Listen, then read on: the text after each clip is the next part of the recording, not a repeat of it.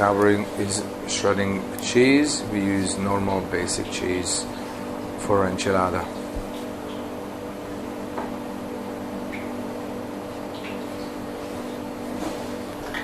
Gabriel adds some oil into the pan.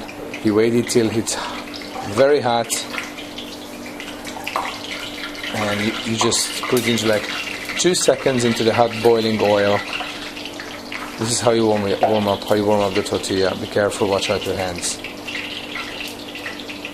He's used to it, but at home, I think you better use a fork. This is how you warm up your corn tortilla for the enchilada. And you can dry it on a piece of napkin. Make sure it won't be very oily.